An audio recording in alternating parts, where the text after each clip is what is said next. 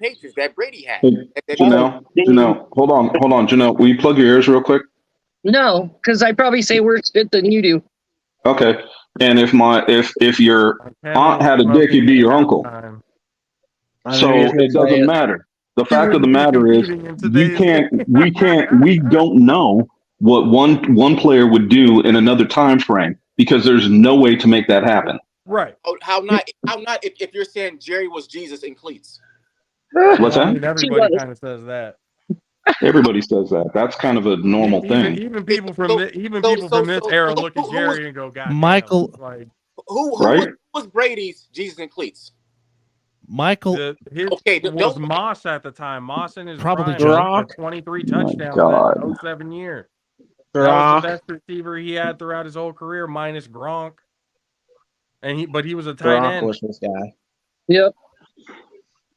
You know, but Gronk probably had the greatest over longevity. He doesn't have all those records with Randy Moss. He has them with Rob Gronkowski. Yeah, Gronk probably has the greatest tight end season there ever was.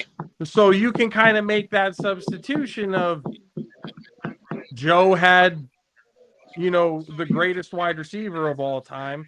Tom Brady had, in some people's eyes, one of the greatest tight ends of all time at his disposal. So 1 for 1, it's kind of a match. And don't forget the years he had Aaron Hernandez. People don't want to talk about Aaron Hernandez, but yes, those years with the tight end system that they had. Yes, there's no argument when it comes to receiver.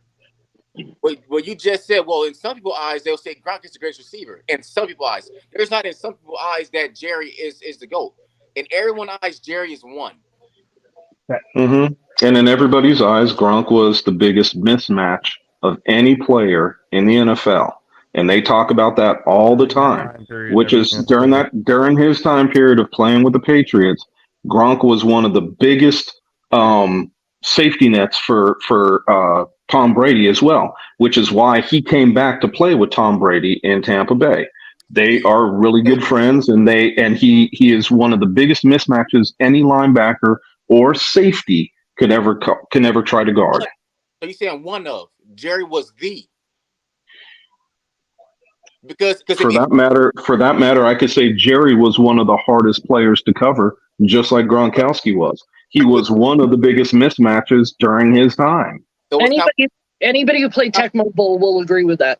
Johnson was in that ruled on Tecmo Bowl. Y'all talk about semantics like it's friggin' the rule of everything, and it's not. Semantics are just another piece that goes along with football. You go to your mismatches, and one of the best people to do mismatches was Belichick. He still does it defensively. He takes away your best player. He is a good coach when it comes to mismatches, and he put Gronkowski in situations to win more so than damn near any other player. So what difference does it make if you've got a player that you know can win a one-on-one? That's what coaches scheme up for today. So that way it makes it impossible for you to guard them one-on-one. So what's your point? The fact of the matter is, hold on. You said your piece. I want to say mine. The fact of the matter is, when it comes right down to it, when it comes down to players, and when it comes down to mismatches, and it comes down to situational football, that's what this game is all about. So you can't tell me that Tom Brady won those 7 championships by himself. He did not. He won with the team around him. So when we're sitting here talking about this stuff, you could tell me about players all you want individually. The fact of the matter is, one of the best teams on paper was the 2015 Philadelphia Eagles. What'd they win? Nothing.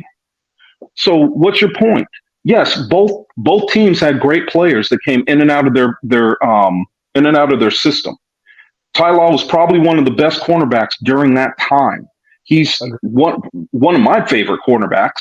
And then you have a safety, I can't remember his damn name for nothing, Harrison, that used to play in San Diego, that wasn't worth a damn in San Diego, but was one of the best damn defensive players in the NFL when he went and teamed up with Coach Belichick.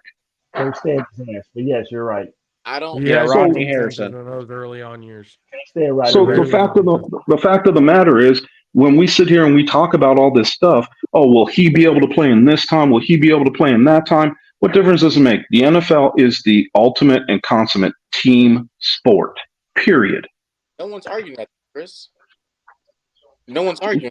No, and I'm not saying anybody is. What I'm saying is that when we start looking at individual players and talking about their accolades, not one of them would sit there and say, yes, I did that. They would tell you, my team did that. Of course. No one's arguing that either. Of course, I agree. By the way, your son says hi, Chris. Yeah, I just saw that. I'm replying to him right now. Son of Krypton is saying hello. I wasn't arguing that. I was comparing the people that the people that Montana threw to compared to the people that Brady threw to. That's what I was comparing. And so that's what I'm saying. Comparatively, in your opinion, that's what makes Brady a notch above for you. What's that? More than one notch, but I mean, but I'm giving you a hard time. Enough to put him above is what I mean. So that again, you just breaking down everybody's psyche of how they look into it, and that's completely fine. It just sounds like Chris is tired of having the argument, is what it sounds like. I'm done with this argument. I've been done with this argument. Talk about quarterbacks a little more.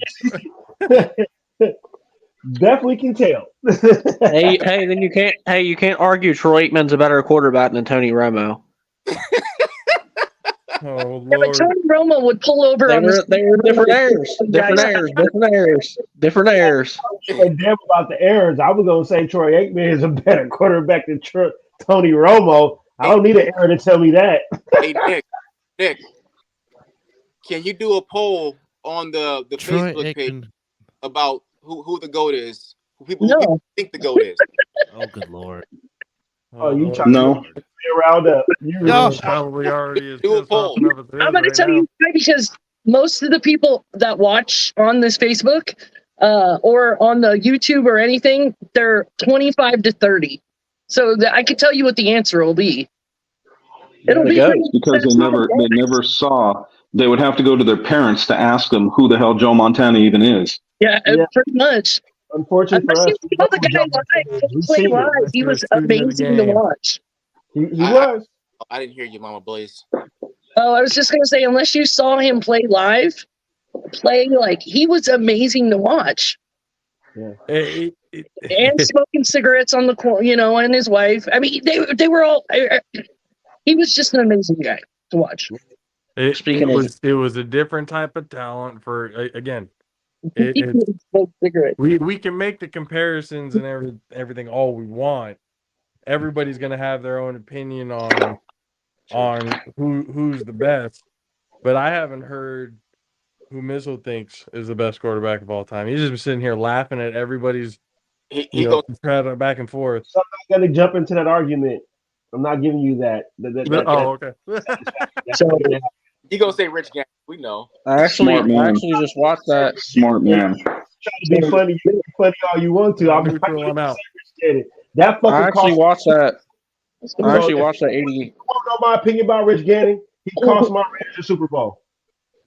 I actually watched the 89 Super Bowl not that long ago. 49ers. So, question about and I'm peeling a scab off a wound, but could Brady take the hits back in the day? That would be the question. Oh, no. I don't. I'm going to say I don't know because I don't think he would have took him because right. That's why we can't determine who's the GOAT, not the GOAT. Yeah, but here's another argument. I tried that, and that's guys back then weren't dropping back 35 times a game like they do now either. Yeah, they were running the ball a whole hell of a lot more than it was handoff. They weren't dropping back that many times because they were afraid to get their quarterbacks killed. Exactly. If you look it up, I challenge all you guys look it up right now. How long did Brady have that ball in his hands? No more than about 3-4 seconds. What? So 4, like 2. saying is y'all saying like he could take a hit. The ball would be out of his hands already. No, but okay, so that just means he gets rid of the ball quick. Any quarterback can take a couple of steps and throw a slant route. If we're talking about that, let's bring analytics into it. Like You talking I don't know how like that's where we're him going get- right now. I need to fill this Brady, scab. I will give Brady this. He was very good at directing his offensive line and what to do to protect himself. He was good at doing that, but so was Joe. Joe had to protect his own ass too. And again, Joe didn't have the headset. He didn't have the coaches in the skybox telling him what the fuck they're seeing from up there. He had to basically call and see and do what he was seeing in the moment on the field. So that's He didn't have the iPads. He didn't have the whole thing. You bring Kind of comes in. technology into That's what I'm it. saying. Like I don't. The fact that he gets rid of the ball quick, that okay. If that's one of the basis of the argument, But that's based on argument because they're saying that he couldn't take a hit. well, if he were to take the hits that were given out during that time, as fragile as we know Tom Brady is, I don't think he could. I said no already. He would not survive. I think he would end up like Joe Theismann on the end of Lawrence Taylor, just leg broken off outside of the heat. How big was Montana again? Montana was 6'2", 205. He's 6'2". Okay. 205. What about Brady? 6'2", 205. What about Brady? 6'4", 225. Okay, so shut the hell up about that. He can take the hits. So shut up about that. He can barely take. What we're saying is he can barely take the hits of what he was playing in now. In this era, And that was comedy. up to what they used to be able to do back in the day. Comedy. Honestly, bro. This is what I'm talking about. Do you honestly think that Tom Brady would have been able to run down the sideline, which he has done before?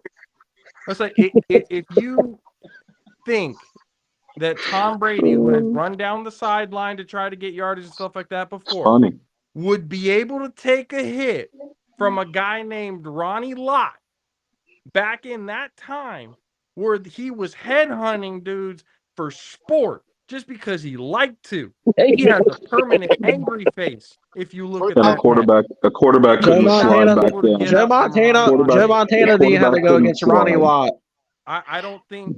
Say what? Was that I said Joe Montana didn't have to go against Ronnie Lott. That was his own damn teammate. Montana thanked all of the stars in the fucking world and every god that's ever been created that Ronnie Lott was on his team.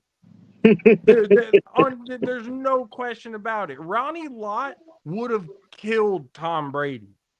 It just that honestly, that's the fact of what it could. By the way, the question was posed. Hold on, Josh. The question was posed. The question isn't could he take the hits? The question is could he take the hit and not cry about it? That's a no. I just said that every time he got hit, he complained to the referees. So that's why he will never survive in that era. Because you couldn't slide in that era. A quarterback, the minute he left the pocket was considered a running back. You could tee off on him just like you could at any point in time. You couldn't slide if you were running. You would get knocked the hell out, and there's quarterbacks that took hits and took concussions because they ran the football. Oh my gosh. You guys are what do you do? No. I mean, some of us, yes. Some of us, I would admittedly say yes, but I am not. Comedy. How many times did Ray Lewis knock the shit out of Tom Brady? I feel like I would see more of that film, but I have not seen it. You haven't seen it because he hasn't. Ray Lewis knocking the shit out of everybody else that Tom Brady was throwing to, but I don't remember a whole lot of film of Ray Lewis knocking the shit out of Tom Brady. So Tom Brady, you know what Tom Brady's greatest highlight of his career is? I saw Mike also. When last time Brady got lit up, he tore his ACL. You know what Tom Brady? Time he ever got lit up because the rules changed. You know what Tom Brady's greatest one play of his career is? What would that be?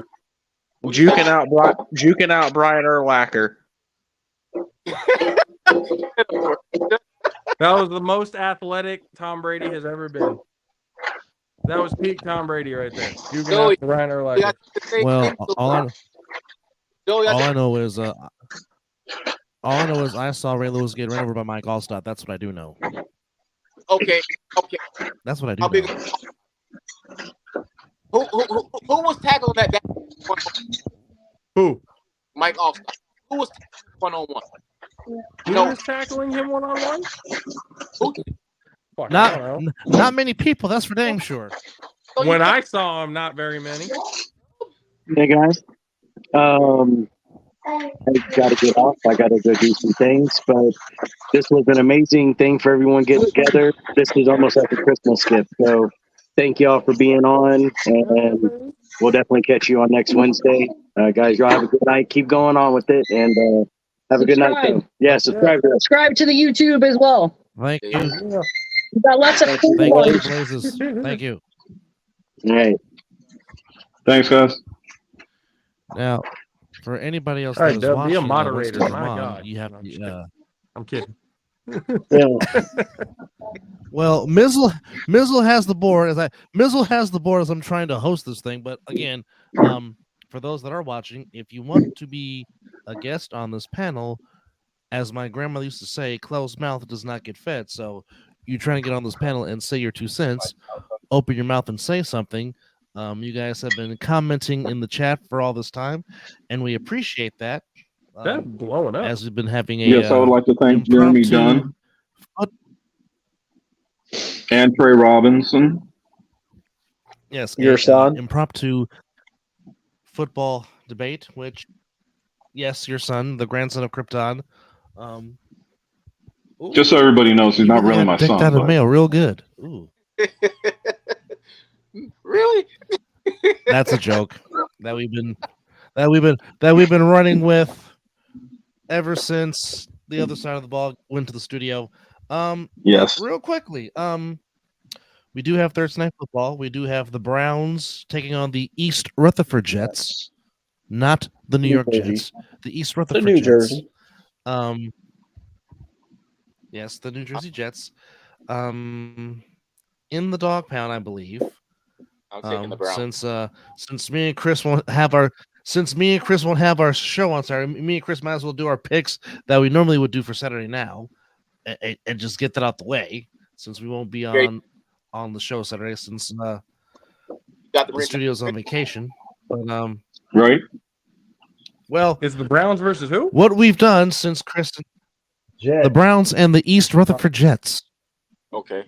Jets. By the way, The Browns are -7. The Browns. I was just going to say, did you see the injury report on the Browns? No. I swear it's half the friggin' team. Is Nick Chubb playoff spot already? Say again. Who's starting for the Jets? Playoff spot already? No, I didn't hear you because somebody said something over there. Who cares? That's true. No, what I'm asking is, did they clinch a playoff spot already? I believe the Browns I have believe not, so. no. They're in the hunt. The Browns have not, no.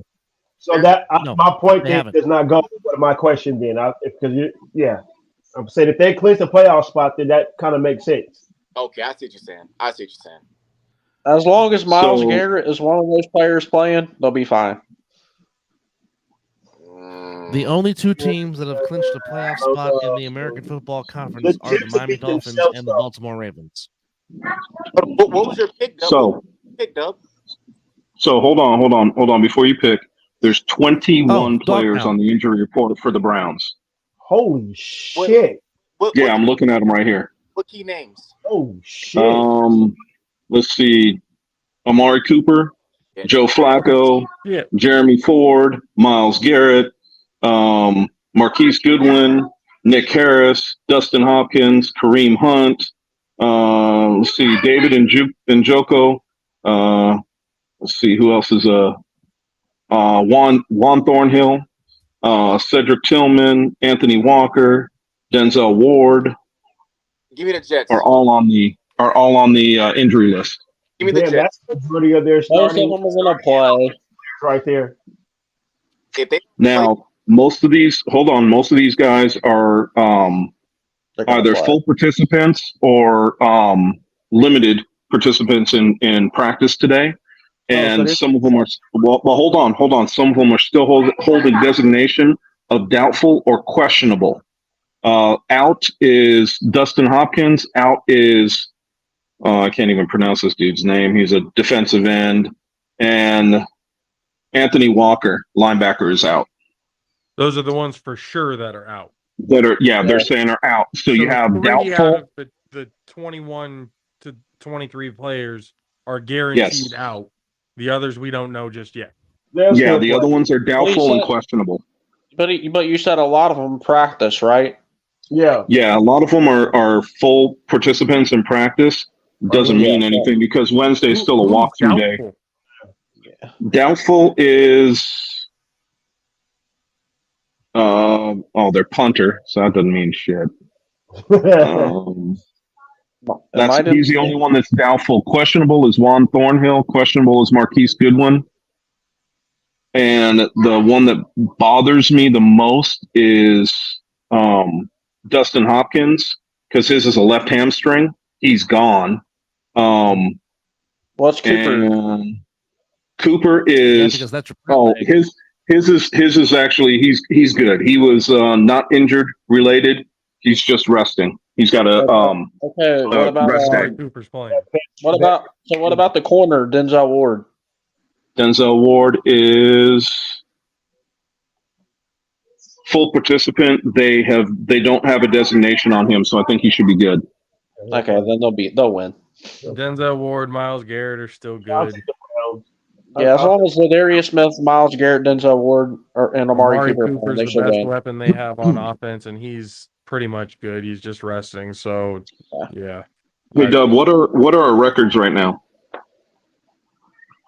I know I didn't have a good week last week. I am tallying that up as we speak. Oh, okay. I thought you meant the records of the teams. You'll be shocked. What's you go last? No, it's our records. It's our pick record for the season, and it's not for the full season because we started. I want to say week 8 or 9. Do you guys know what your record was last week? You crushed by me, so I wouldn't be shocked if you were already crushing them as well. Do you know what your record was last week? Fuck you. I don't. Hold on. What did you say? You said fuck you. Oh, that's okay. My record is already it's fucking you, so you can go ahead and try to throw that at me if you want.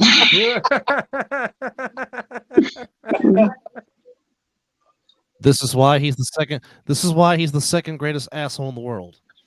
Yes, and if anybody wants to know who number 1 is, it's my dad. Actually, no, he's probably saying it's me. No, it's my dad. So, who are you picking, Dub and Chris, for that first game for tomorrow? Well, hold on. He's totaling up. Let him total up the win-loss so far that we have this season. Gotcha. We know who they're picking. We're not doing the show on Saturday, so we're doing our picks now. Gotcha. So this is kind of awesome because you get the Mizzle and the Dub show and the other side of the ball all in one. This is tremendous. Yeah, no. This is the Mizzle and Dub show talking ish. Oh, ish. shoot. Okay. Yeah. See, this is tremendous. You get 2 shows in one. Yep. Technically 3.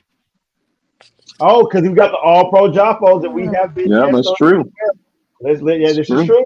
Technically 3. No, that would be 4. No, Yeah, because we got to throw on the other side of the ball. Yep. Okay, so I was right with 1. damn it. All you missing is Matt Ryan, Unc. That's all y'all missing. It's Matt Ryan. Matt Ryan and Corey Hammond. Yep. Oh man, I wish Corey was on the show right now. Why? Oh God, if Corey would be God. Corey, I love you. If you're watching, If Corey was on the show right now, we would have just as we started to wind down about the debate, he would have started right back up. Yep. Exactly. Yes. Yep. Facts. He would have immediately thrown gasoline back onto the fire. Oh hell yes, hell yes.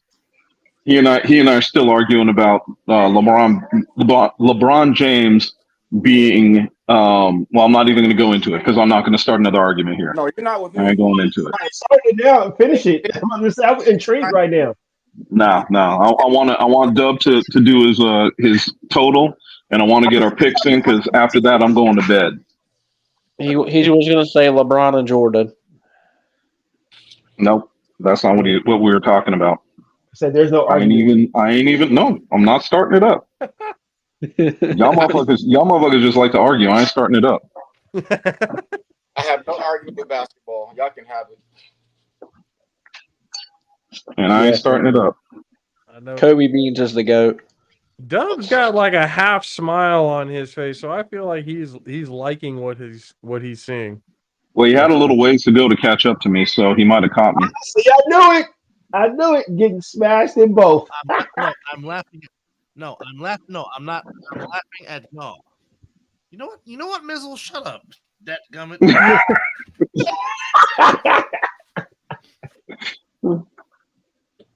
Hey, well, this is the time that I can get to disagree with you and talk much shit because we agree too much on our damn show. So you let me have this, damn it.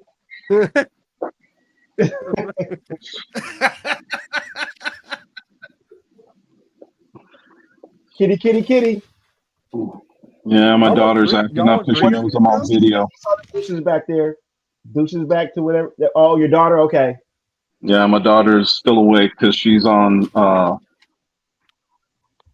winter break. Yep. Oh, yep. Yep. Well, unfortunately, my kids have all electronics and they're doing their own thing right now. Well, she shouldn't be up, but you know what? She's on break. I ain't gonna give her a hard time. No curfew when there's no. No. Enjoy. And she just got her new laptop from. I won't say from Santa because that'd be a lie from us. So she knows. That's what they She knows. She knows. Oh, she knows. Okay. So she got it today, actually this evening. So she's on it right now. Nice. Should have sat from the North Pole. Speaking of that, I was in church a couple of weeks ago, and this lady got to bear her testimony, and she told all the kids Santa Claus wasn't real. I said, "Gosh, damn it!" Hold on. Let me answer the question since Joey just asked me. Give me the best NFL defense you've seen? The '85 Bears and the Baltimore Ravens, which was 2000. Yeah, 2000 Ravens. Oh, that was the 2000 Air Ravens that you said Brady played against, but they played off coverage, right? Brady was a rookie that year, didn't play. Exactly. 2000, but he said 2000. Right. Yeah. He said 90s was the year they brought the rule back. But he said he said in the 2000s there was no rule about playing bump and run coverage. I did not, but nice try. Now he's trying to. You said they took that away. They took away that in the 90s. The what? The bump and run 5 yards. You said they took away in the 90s. No, the bump and run at 5 yards was put in place in '94. Yeah, and 2000 was the after that, right? What's your point? So Brady could have played on against the 2000s. He played in the 2000s, the early 2000s against that same style. The 2000s Ravens. It was not the same style. The bump and run, the 5 yard bump for a defensive back was implemented in '94. Brady started playing in 2000, so he was playing under that rule. Gotcha. Yep. Yeah, and the 2000 Ravens defense was in the 2000s, right? What made the Baltimore defense great is the year 2000. The fact that the rules that were put in place, not the whole decade, just the season. They shut everybody down regardless of what was put in place. Exactly. The rules that were put in place were meant to help the offense and said, fuck that, we don't care what rules you have in place that's going to help the offense. We're still going to shut them down better than anyone that you've ever seen. And they did. What made them impressive. That was that whole thing. Ed Reed. Now, 100%, they could have. I think Ed Reed was my favorite. Ray Lewis. That team could have definitely played like during the '85 Bears era. Oh yeah. Oh yeah. 100%. They were Ed they Reed were would have destroyers. had a body count bigger than anybody. Like it would have been. They were friggin' destroyers and world beaters. Ray Lewis would have had more manslaughter charges against him than probably anybody else if he would have played in the 80s. I would have liked to see. It would have been ruthless. I would have liked to see. Anyway, hold on. They still Hold on. physicality to a game that was already starting to soften up a little bit. Yep. But anyway, what were you gonna say? Hold on. What were you gonna say? They're dubsters. Coming into week 17, Chris is coming in with a 54-36 record. But I am not too far. I'm 52-37. So you have a game and a half lead on me right now. How do I get a game and a half on you? Now. That's what I was thinking. How's that possible? Because I need a recount. Because you lost with the Cowboys. You lost with the Commanders. Yeah. Okay. We both took the L with the Commanders. We both took the L with the Colts. Okay. You took the L with the Cowboys. I picked Miami. We both took the L with the Broncos, Chiefs, and Niners. But everything else we won. But because you had one more loss, that's why I caught up to you. But how's it half a game? You guys should have the same amount of games on the year. Coming in. I'm at a loss. Coming into the week, he was. Coming into the week, you were 47. You were 47-30. Okay. I was 44-32. Okay. Again, we picked the Browns, won. We picked the Commanders, lost. Picked the Seahawks, won. Picked the Colts, lost. One with the Packers, one with the Lions, one with the Buccaneers, one with the Bears. You lost with the Cowboys. I won with the Dolphins. Both lost with the Broncos. Both lost with the Chiefs. Both won with the Eagles. Both lost with the Niners. So my thing anybody else following the half game there? Listen, this is how we're confused. You have one more. You guessed one more game, I guess, than he did. That's where he got the game lead because. You said he had 30 losses. He came in with a 47-30 record. So his losses, which is how many games, right? That's 77 games. 7 losses this week. No, listen. He was 40. He came into this past week, 47-30. That's 77 games, right? 47 plus 30, 77 total games. That's his record. Yes, and now how many games would you record coming in this week? Living proof that we debate over everything. It's fun, isn't it? My record was 44. My record was 44, 44 and 32. I'm just giggling. 44 and 32, which is 44 and 32 is 76 games, right? So how does he have 77 and you have 76? Because one of those games was already played. So anyway, going back to what we were saying before, because we did Jets or Browns.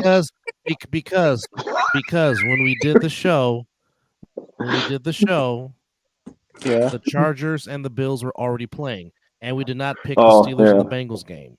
So there's two. That's true. There's 2 games we did not pick because those games already taken place before we went on the air with the show. Because we do the show on Saturday, so Thursday's games we don't pick. But how did you pick another game more than him? Is what I'm asking. Because you picked more games than him this year. Yeah, no, I think I sent in a pick for when we're off, and anyway, nonetheless, that's how the half a game got messed up. It is what it is. It is what it is. I gotta beat him. I gotta beat him outright. So Jets or Browns? Browns. I'm taking the Browns. Dub, you said the Browns already, right? Easily. Yeah. Okay. Yes, I did. I did Next game is the Lions and the Cowboys. Who you got? Your Cowboys and the Lions. Yes. Who you got? I believe Derek is going to this game. On the Mizzle and Dub show, I already said the Lions. I'm sticking with the Lions. Okay, I'm being a homer and picking my Cowboys, so I don't care. Hold on though. So Mizzle. you said Derek's going to this game in Dallas? I said I think he's going. Mizzle. Yes. Who you got? Who you got in Jets and Browns? Oh, I picked the Browns. Okay. Who you got with the Cowboys and the Lions? I'm taking the Lions as well, as I said on okay. Chris and Doug, before you guys move on, is this game more important for the Cowboys or Lions? Hell, for both. Really? For both. For both. They're both got the same record. The record. It's both. Cowboys need it for their division first, and then they both kind of need it for seeding as well because the number one seed. Yep. So it's important for both. Yep. Yeah. Because here's the thing. Right now, the Lions are currently the number 2 seed in the NFC. Yeah. So the Cowboys need it the most to get back on track. There'll be no. Well, the game is important for both. I mean, they're of course they're important, but for the Cowboys, if they lose this game, they may fall off the fucking map. We don't know what the hell's going to happen to the Cowboys after that. Well, they're still in the playoffs, but they won't. They won't contend. They won't contend for the NFC East. So this is high for the division because, like I said, the Lions have already clinched the division. The Lions, at worst, will be either the 2 seed or the 3 seed, depending on where they finish. Yes. So right now, if the Lions win out, they'll be the number 2 seed unless the Niners just decide to just choke against the Commies and the Rams. So, which K would if the Lions win out, if the Niners win out, Rabbit at the fucking helm. The reason why I say the Cowboys is more important to them because if they play against a run-heavy team, they struggle. So big game to show that they can stop the run or at least contain the run, because Lions are a run-heavy offense. That is, you would be correct. However, the Cowboys proved against a run-heavy offense in Seattle that they can contain a run-heavy offense. It's funny, Seattle, who is a run-heavy offense, actually beat them with the pass. Yep, true. Yeah, I think. Yeah, I think it's a matter of Cowboys DBs are a little overrated. Yeah, they're either pick or touchdown. Cornerback, though. Let's be real about that. The what? They're missing their best cornerback. Yeah, but nobody's afraid to throw his way. No, their best cornerback, Stephon Gilmore. But they're still missing their best cornerback. I hear what you're saying. Trayvon Diggs. Yes. Yeah, but nobody's afraid to throw to him. What did you say? Teams attack him. All the time. That's why his numbers are where they're at. It's because they're constantly throwing his way. Trayvon Diggs isn't even playing right now. What are you talking about? What did he say? That's the thing. How is he the best corner? All I'm just saying is they missed their star cornerback. I wasn't exactly. He was the best cornerback on their team, and he is not playing. Look, so how were they throwing against him? I'm not trying to fight at all. I'm not. Who has the most interceptions on the Cowboys? What's that cornerback? Bland. No. Who has the most interceptions on the Cowboys? What, this year? This year. Bland. That would be Bland. How is he not one of the? How is he not the best DB on that team? Because he's just like he has an opportunity to get that right now. Their best DB is Gilmore. I'm not understanding what DB is Gilmore. Stephon Gilmore is the best whether or not Diggs is better than Stephon Gilmore. Coming from a Patriot homer who he used to play for, so that's why he's saying that. Stephon Gilmore would have been the best on their team 6 years ago. He is no longer the best cornerback on the Cowboys. He's one of the safest cornerbacks on the Cowboys. If you want to look at the best cornerback on the Cowboys right now, if he was healthy, would be Trayvon Diggs. Period. But he's not. I'm talking about right now.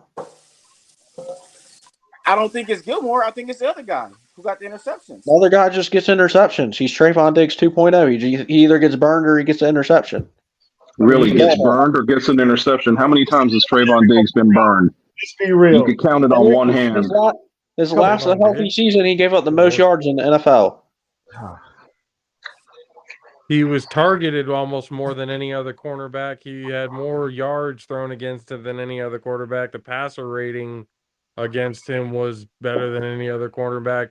The only reason why he had the stats that he had is, again, eventually, hopefully, if you're good enough, hopefully you can't suck that bad to when people are throwing to your side that often. How many does he you have? don't come up with at least 5+ picks in a season. How many does he have right now, though, Jay? Who? The DB, it's Diggs? Bland. Bland? I know he's got 5 he got picks 6 or 7. I know he's got that. I don't know how much total he has. I know he has the picks record doesn't with mean 5 pick picks sixes. doesn't mean you're a good corner necessarily either. I agree with you. I'm just putting out what yeah, he has these interceptions, he has the pick sixes, but again, I'll tell you right now, nobody's afraid to throw his way. We had a corner a couple years ago by the name of J.C. Jackson. He was the same way. He had 9 interceptions, but then he would get burned for 1,000 yards. Yeah, that's the whole. Didn't you guys just trade to get him back? For a bag of chips, basically. But didn't you just trade to get him back? I mean, it's not like they had anybody else, but yeah, that is pretty funny.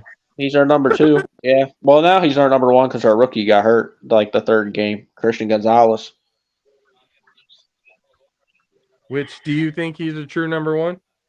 Who, Gonzalez? Yeah. Yeah, he's like a Sauce Gardner, just faster.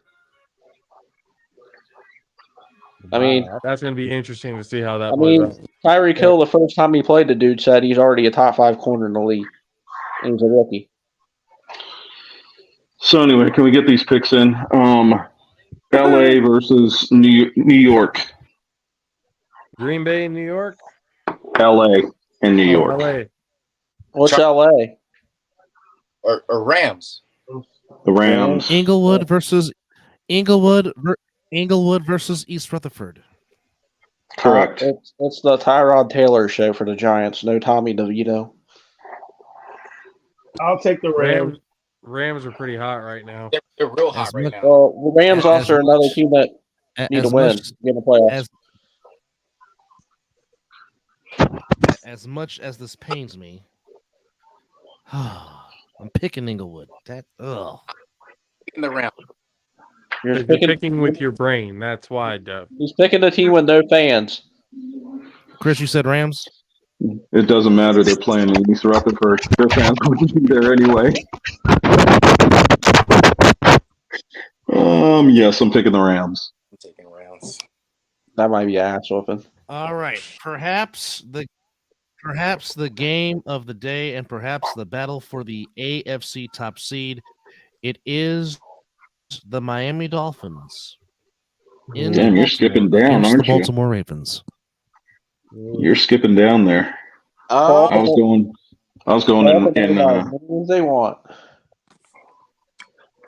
I was going in order. Baltimore. Winning, and none of that shit those teams are. But this is why it's a sports show. We can do that shit. So we can't talk about it? God damn.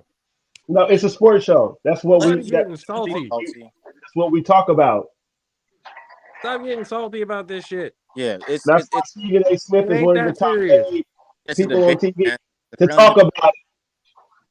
Why people are getting triggered by this shit is hilarious to me. Y'all need to get tougher skin for real. Joe, he's trolling. He's trolling. He's got to be. If this ain't trolling, then oh my goodness gracious! That's that play time for that. What was out of y'all feelings for a second? Holy shit! We're talking about sports. Fuck. Let it happen. Dun, dun, dun. Anyway, I'm going. I said Baltimore. Will be the Baltimore and Miami. I'm a ride Lamar Jackson. Who did you take, Dub? Did you take Baltimore? I did take the Ravens. Yes. Miami and the Ravens. That's a good question. In Miami or in Baltimore? It's in Baltimore. In Baltimore? Oh, They're yeah, I'm taking Baltimore. Baltimore. At You know, Miami don't win on the road. At the big crab cake. Yeah, I'm going Baltimore. Yeah, Baltimore for sure. All right, next up, the Atlanta Falcons. Ooh, damn! at Wait, hold on. Soldier Field against the Bears. Damn. What? Just real quick. Just looking at because we never talk about this. Injury list: Miami Dolphins. Tyreek Hill did not practice. No Jalen Waddle. Waddle's out. He's just resting. Already out. Xavier Jalen Waddle's Howard already out. limited. Holy shit! There's a lot of people that did not practice on this team. Raheem Mosier did not practice. Ooh. Who's their other running back? As long as A-Chain is Devon hurt. A-Chain. Yeah, Jeff he did not Jr. practice. and He didn't A-Chain. He didn't practice either. He didn't practice either. No, And Jalen Waddle's already ruled out, I believe. Yeah. Yes. did not practice. High ankle sprain. Yep. Oh, Baltimore for But he's sure. got a high then. ankle sprain. This might be a route if all those guys are out. Tua Tagovailoa You're right, he could limited be. in practice. Oh. What? Limited. So Baltimore for sure. Are Dolphins Yeah. 3? Definitely. What's the next game? Falcons and somebody. I think it's Falcons. What was the next game, Deb? The Chicago Bears.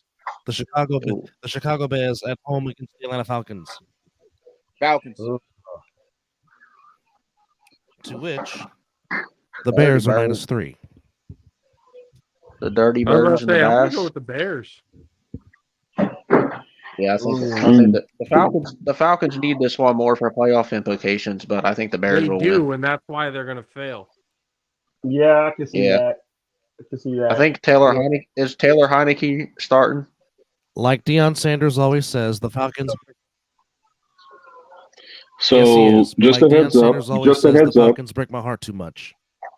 Just a heads up. They get- Taylor Heineke was limited in practice. Oh shit. So was Oh, here we go. their starting linebacker Lorenzo Carter. Calais Campbell did not practice. Fuck, he's like 80. And yeah, but he's also their starting defensive end. So Well, yeah, he probably Mm. practicing because he's 80. this one does not say for rest. All of them, if they're resting them, they say it. This does not say for rest. He did not practice. And then the rest of them, the Bears, Cole Kmet did not practice. Mooney did not practice, and their starting center did not practice.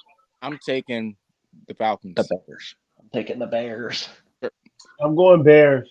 Still Bears. Bears. They've done more with less. DJ Moore still playing. That's fine. Yeah, I think I have to go with the better defense in this one. I'm going to go with the Bears. I think their defense is better than Atlanta's. Dub, who you going with? While you're sitting there giggling. The Bears. I'm going with Okay. I'm going with the fighting Jim McMahon's. All right, who's up next? Jordan's beloved Patriots taking on the Orchard Park Bills. Jordan's beloved Patriots against the Orchard Park Bills. Get your brooms out in for Orchard a sweep. Park. Get your brooms out for a sweep.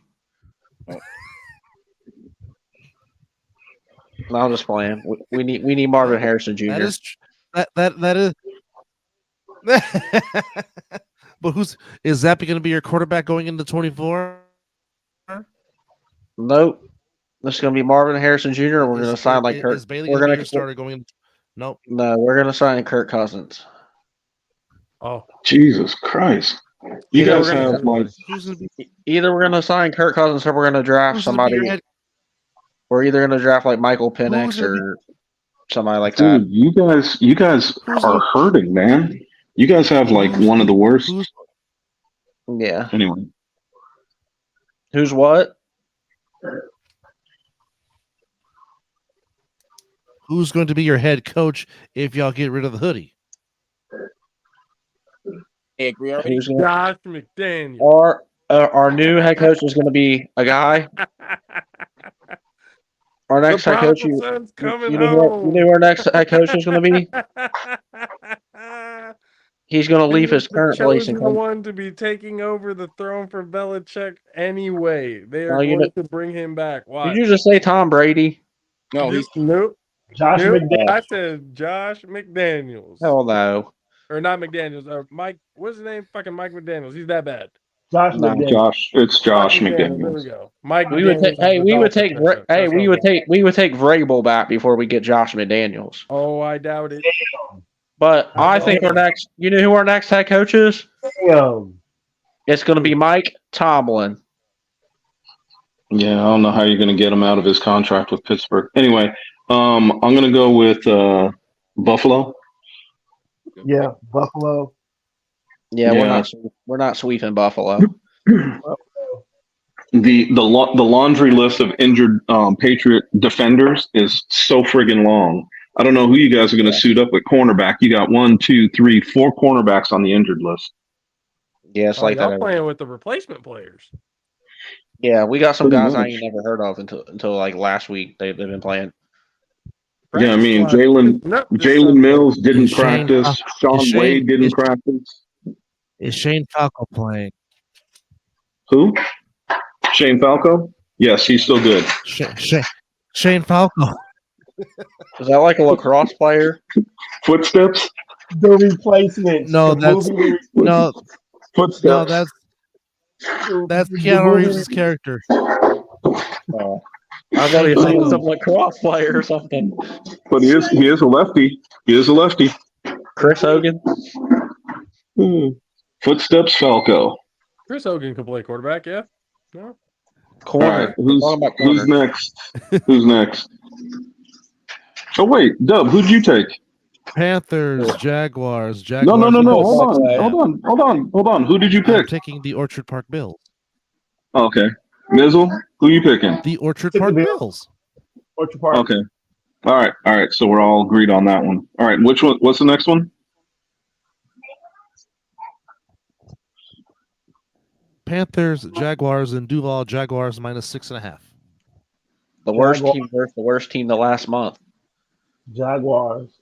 Even though the Panthers are still playing a little bit. Trevor Lawrence ain't playing. No Trevor Lawrence. Yeah, CJ Beathard is playing. Still taking the Jags. They'll take the Jags though. There still should be a better team. Way better team. As a 49ers fan, I have seen CJ Beathard. I am not. I have no. We both have whatsoever. I am not impressed. I'm about to say you've seen another guy that's starting this week too, in Nick Mullins. Yeah, I've seen him too. Good God! Here's another QBs. Yeah, another defensive team with triage like crazy. I mean, you got Tony Hill's out, J.C. Horn is out, Dante Jackson. All three did not practice today. Gosh, for their corners. Yeah, for Carolina, right? Yeah. Yep. No. This is for the Pan. Oh yeah, you're right. It is the Panthers. Yep. For the J.C. Horn. I'm like, yeah, that's Carolina. Yeah. J.C. Horn and Jackson. My bad. But I'm looking at the. Yeah, I'm going with the Jags. You need to look at the injury report for this game. Yeah, I'm going with the Jags. I was gonna say it's gonna come down to who has the better running game. Travis Etienne or whoever Carolina got. Miles Sanders, yeah, and he's so Travis Etienne. And Chuba Hubbard. Yep, and Hubbard's actually the better out of the two. I mean, you could have mentioned them all you want. That wasn't going to change. Was? Yeah, true. I'm still going with the Jags. But, yeah. Dub. I'm going with the Jags on that one. Dub, who you taking? I am taking the Jacksonville Jaguars. Jags. I don't know what's up with Mizzle. He's blacked out. So he'll pick moving on. Okay. What's the next one? The original Houston Oilers taking on the Houston Texans. Houston is -5. You're so disrespectful. What's Houston's -5? I'm gonna say the Texans. That's the spread. Houston's -5. Well, I was joking because you said Houston Oilers versus Houston. Are the Titans Texans. really going to show up to NRG Stadium in the Oilers uniforms? Is that really happening? That would be funny. Oh, that would be they're not. friggin' hilarious. No, they're not. Oh, damn, that would have been Even fun. though I would, even though if I was that coach, I would so. Even though if I but I would so do it though. I would so just add salt to the wounds, just wear the jerseys in Houston. I'd do it. Oh fuck yeah! I think they said Stroud. The original, especially the original house of pain across the street. Oh, I would do it. Yes. Yeah, they said Stroud might come back. Stroud's still out, I believe. Is he? They've got him as limited in practice, so they're not saying he's questionable. He is questionable. Yeah, they said this. Is he still? What? Is he still with the No, but is he still with the concussion? But even with that. Yeah. So still in concussion protocol, which means he's got to pass concussion protocol. I got Mayo boy. I got Mayo boy in the Titans. You think if he's a limited participation, you don't think by Friday he won't clear that?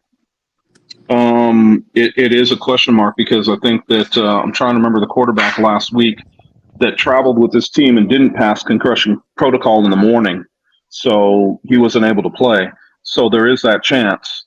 It really depends. If he can't pass it during the week, like the other quarterback practiced as well, but if he can't pass it during the week, they give him until Sunday morning. If you can't pass it Sunday morning, you're out. Mm-hmm. So there's a chance that he, especially with them saying he's limited, it's a hard call. I don't know, but I'm going to go with the Texans need to win to stay in the playoff contention. So I'm going to go with the Texans. Yeah, I got Keenum has done a pretty damn good job as a solid backup for Houston so far. Is he starting? Is he's the backup that's playing for him right now, right? Yes, I believe in the fight. He is starting. He is starting if CJ Stroud does not play. Yeah, and he's not listed on the injury report, so that's a good thing. Yeah, and I also to answer your question, Chris, I picked the Jags for the last game. Oh, okay, thank you. Mm-hmm. So I'm definitely going with the Texans in this one. Same. Texans. Next sure. Yeah, either or, whether they have CJ Stroud or Case Keenum, I think they win. Yeah. Next up, Mizzle's beloved Raiders off of that big win against Mizzle's beloved Raiders coming off that big win against the Chiefs in Arrowhead, taking on the Horseshoe at Lucas Oil. Colts -3.5. I'm not going to lie to you. That was the coldest thing I've ever seen. He took that interception for a touchdown and took the football back away from a kid. I couldn't even get mad. I was laughing my ass off when it happened. Get your facts right. Jack Jones came out and said the only reason why he took that ball away is because a grown-ass man tried to take the ball from that little kid. Now, he still could have gave the ball to the kid afterwards, but he took the ball away because a grown-ass man got in the way of that little kid and tried to take it from the little kid. Okay. So I would have been fine with it either way, to be honest with you. It was wrong. It was wrong. You know the reason why he took it back, because he was trying to give it to a kid, and the grown-ass man could not get out of his way to let a young man get that ball. But get your facts right before you talk about my team. That's fine. That's what I'm saying. Like, either way it would have gone, I'm not mad at it. Oh, well, yeah, of course. But he was not trying to be Scrooge. He wasn't trying to be a dick. All right. I'll give that to him. The best part about that play was a look back at why he did it. I'm not going to go back and forth on this because I've already picked this game for my wife, and I picked the Raiders. I'm sticking with that pick.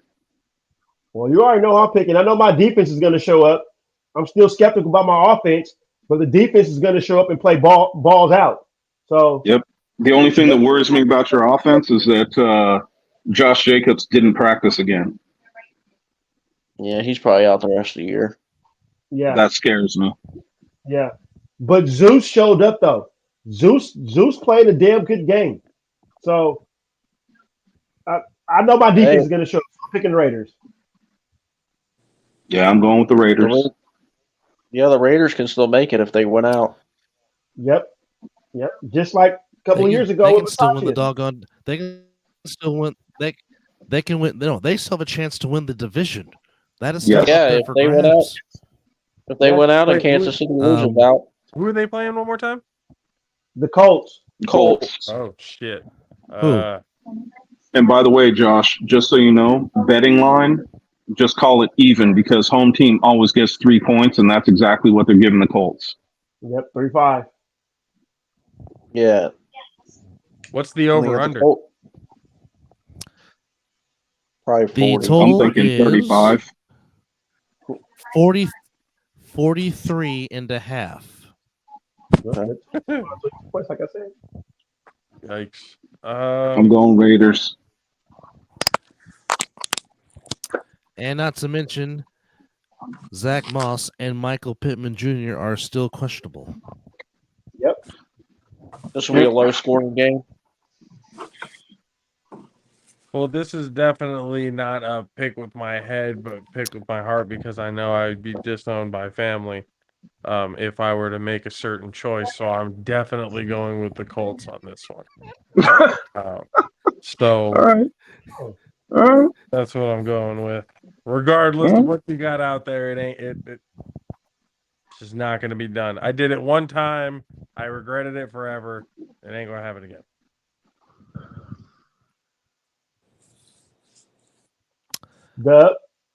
I like what Antonio Pierce is doing. I like the momentum he's getting with this team. I'm going with the Shield. Yeah, they'll win the division, and somehow they don't hire him. Picking the Shield. I think he job after beating the Chiefs. No matter what happens at the end of the year, he wins the job just by beating the Chiefs. Water. Because last time they did this was Rich Bisaccia or whatever, and then they didn't hire him.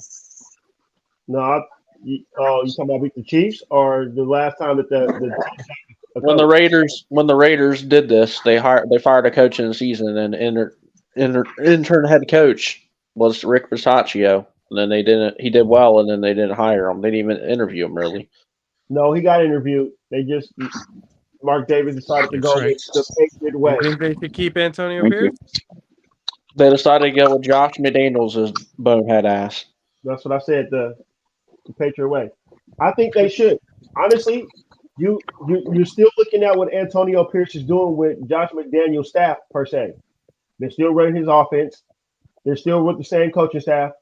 Give Antonio Pierce a shot with his own staff, but keep Patrick Graham as the defensive coordinator.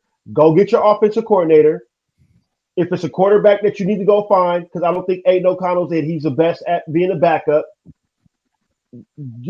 go get a vet or draft your quarterback. One of the two. But I believe AP and Champ Kelly should have a chance to run this franchise.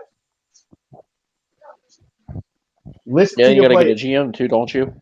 No, Champ Kelly. Let Champ Kelly. No, Chip Kelly's GM. Run it. I don't know. Chip Kelly was GM. Champ Kelly is interim GM right now, and he was interviewed. No, Champ, not Chip. Champ. I said Champ. I'm not saying Champ. Okay. Jordan heard it as Chip. Yeah, I thought he said Chip Kelly, like the former coach. I was like, what? No, Champ. Oh, okay. Champ Kelly. Yeah. He was interviewed before Ziegler. So he has a rapport with Mark Davis already. All right, next game, Deb. Next game, I really don't have to say it. I should say me and JP's beloved and goal taking on the Commies. They're giving the Niners minus 12.5 against the Commies. Scary. That's being generous. That's scary. Especially them coming off a loss. That's scary. They're going to come out of this game pissed the fuck off. Not only a loss, kind of a loss they got dominated in. Yep. It was a wake up. It was a humbling wake up call, is what that was. Well, now Here's what I say about understand Monday we night. outperformed them in offense. Like when you look at the stats, we outperformed them. What was the The one Ravens. thing? I fucking turnovers. Turnovers. Turnovers. And the Ravens took advantage of a short field because most. Yep. I agree, but I'm just saying most of their scoring came with a short field. And that's what good teams do. You take advantage of the field. But it's a come to Jesus game. Of course, I'm picking my team. I think Jacoby Brissett's going to get sacked a lot. And the fact that they just signed Sebastian Joseph Day to their squad. 2 more quarterbacks on hand. They might need to. It's gonna be it's gonna be like Coach Yost and Remember the Titans. He's gonna look at like run it the fuck up, leave no doubt. I don't want them to gain another yard. You blitz all night. That is what's going to happen. It is going to be an angry 49ers team. And Chase Young coming back against his former team, he's gonna kill these guys. Jacoby Brissett's in trouble. I hope he knows that. Oh yeah, he's coming back. I hope he knows he's in trouble. He's coming back to Landover. Why are you guys talking about Kobe Brissett The worst starting? grass field in the NFL. Is he not playing? Who's playing? Because he is. He got benched. I said Brissett. I said Brissett starting. Sam Howell got benched. Really? He got benched. That's what I saw. I saw Jacoby Brissett is starting for the Commanders. I thought Sam Howell just got hurt or something. Sam Howell got benched. No, he got benched. He got benched. Wow. Had it been Sam Howell, I still would have said the same thing. It was going to be a long day for whoever the quarterback is going to be. Hey, is Aaron Banks your starting tackle or guard? Excuse me. Aaron Banks for the Niners? Aaron Banks is starting left guard. Yes. Yeah. Left guard. He's left guard. He did not practice. Eric Armstead did not practice. Brown did not practice. What did Trent Williams do? Limited at practice. It's good enough for me. Well, it's interesting. Game status designations for Saturday's games are in. Game status for Sunday's games don't have to be in until tomorrow. I still think he'll play. Well, it's a growing, so hopefully. Those are like. They had said that he avoided any major injuries, so he's just kind of. Yeah, but the growing is like a hamstring. You know, it could start to feel better, and then you could pull that thing with no problem again. Well, so hopefully he's might good. Get out of hand quickly enough to where they'll just bench him and say, "Just take a break." Yeah, I would hope so. Yeah. Because they cannot afford to lose 2 straight, especially to the Commanders. Well, if you get up, no, they're not losing to the Commanders. No. I've got Frisco bouncing back in a big way. Even if it's in Washington, it don't matter. The Commanders just don't have enough to do a damn thing. I mean, they were getting beat by 27-7 by the Jets at one point last week. Yeah, they gave away their 2 best defensive ends, and now they're looking for defense, which really cracks me up. You had it and you let them go. Oh well. I guess it's more about the future for them. Well, the future ain't looking very bright. Yeah. Well, it's a win-win for the 49ers because either they can sign Chase Young back and help them win the Super Bowl, or they lose him for a 3rd-round pick or whatever they gave up. Yeah, a compensatory 3rd-round pick. Well, he more than likely is going to be a rental because you have to pay Brandon Ayuk. He's the next one in line to get a payday. I think they're going to find a way to get him both.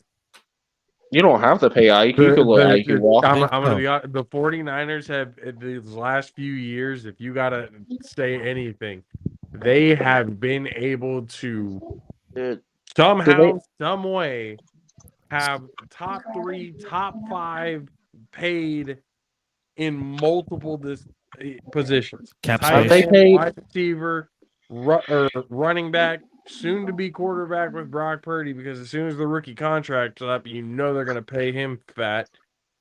Especially making up being, getting paid what he's getting paid, being the last pick in the draft.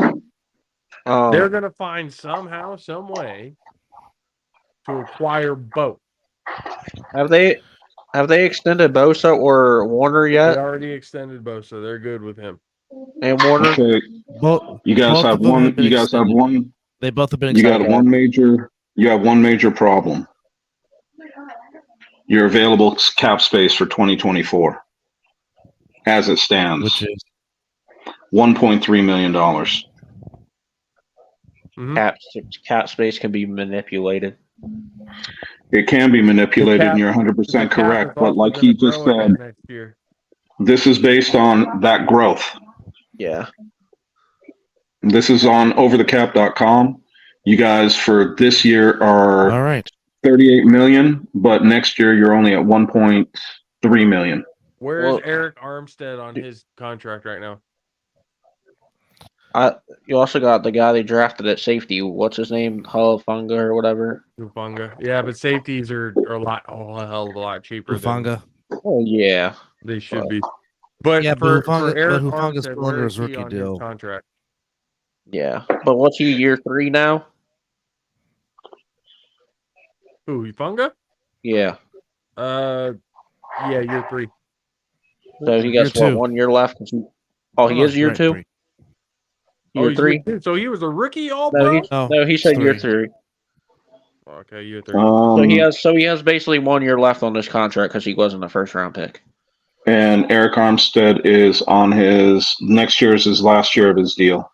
They're trading Eric Armstead. Yeah, Armstead. That'll clear up cap space there. No, they can't trade him. What do you mean they can't trade him? Your dead money cap hit will be $26 million.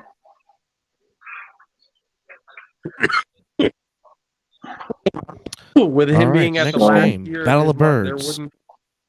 Hold on. What'd you say, Dub? And then I'll answer your question, Josh. I was saying the next game is the Battle of Birds, Cardinals at Eagles. Oh, okay. Cardinals. I'm just kidding. Eagles. Yeah, and Josh, to answer your question, if they trade him, somebody would have to take the $17 million that he's owed. They might find somebody who will. Well, but his age is going to be on the wrong side of 30. Yeah. Because he'll be 31. They might try to draft Ayuk's replacement. I would say that they're probably going to sign Ayuk before they sign Eric Armstead. Oh no, they're not, that's why I say Eric Armstead is probably gone. Yeah, he can't be a cap casualty though. But if he's a cap casualty, it'll cost you guys $26 million. You have to find somebody who's willing to trade for him. What's Kittle's contract look like? Well, hold on. Let's go on with our next pick. Okay. Eagles.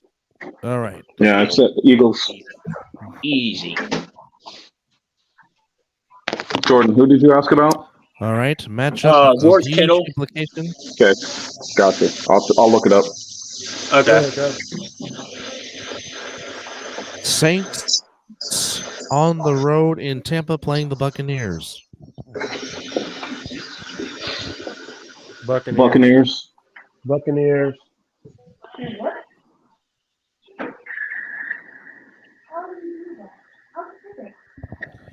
All right.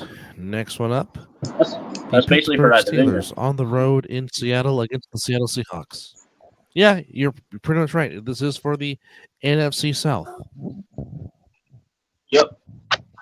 But next up is Steelers at Seahawks.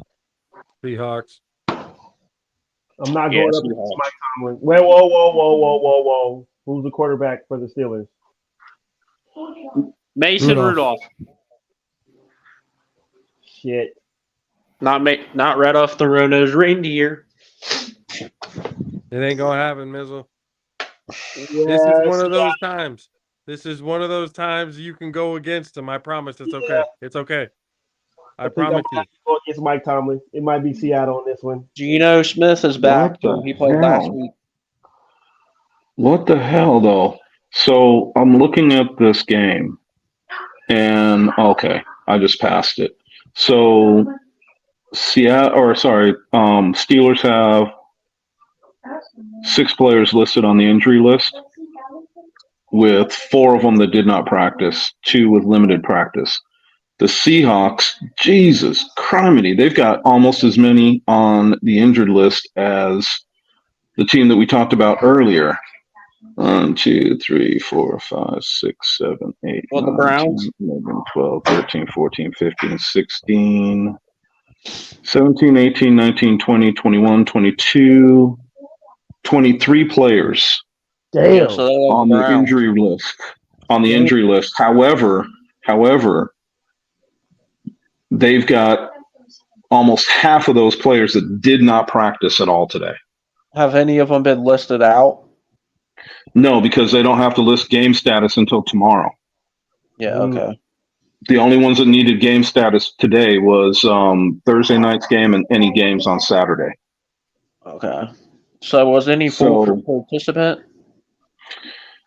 No, almost everybody on this list is either did not practice or limited in practice. Oh, okay. Oh, I'm sorry. Leonard Williams is the only one that was injured. They listed as an injury on here that was full participant. Everybody else is limited or out. Mizzle, I think it's okay. Are any of them key players like DK or anything? Yeah, Bobby Wagner didn't practice. Okay. Jackson Smith and Njoba did not or limited in practice. Doesn't that matter? Jaron Reed, their starting defensive tackle, did not practice. Jason Peters did not practice. Abraham Lucas, limited. Tyler Lockett, limited. Noah Fant did not practice. Let's see. Mario Edwards, our starting defensive end, did not practice.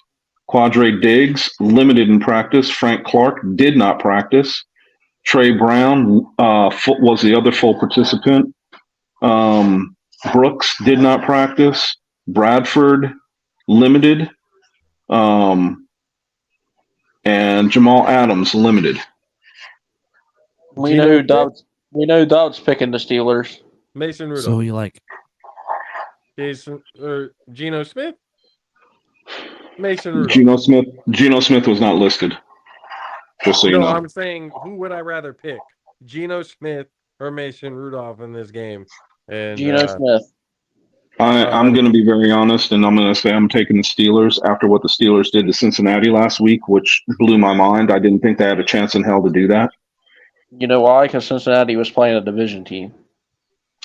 You know what? It doesn't matter to me. The fact of the matter is that the Steelers, the Steelers are doing what they normally do this time of year, find ways to win to get into the playoffs. So they need this win just as much as Seattle does. And even though it's in Seattle, I'm kind of leaning towards the Pittsburgh Steelers. I'm going to take the Steelers. They're coming off a big win from last weekend.